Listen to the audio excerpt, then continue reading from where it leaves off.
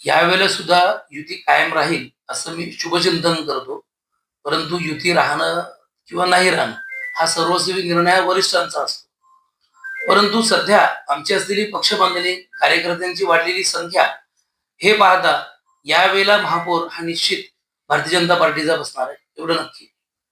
आता सध्या भारतीय जनता पार्टी निवडून आले होते, तर यंदा नेमकं भाजपचं टार्गेट काय असणार आहे? पॅनल पद्धत आहे.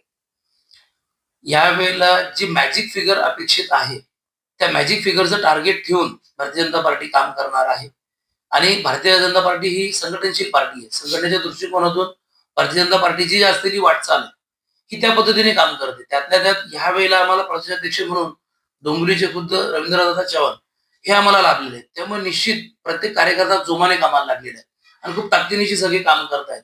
त्यामुळे युती असेल नसेल मला माहित नाही, परंतु या वेळेला महापौर हा भारतीय जनता पार्टीचा असेल हा माझा ठाम विश्वास आहे. एक हाती सत्ता एकंदरीतच भाजपला मिळेल अशाच प्रकारची चर्चा जी आहे ती भाजी उपमहापौर या ठिकाणी राहिला होता भारतीय जनता पार्टीकडून.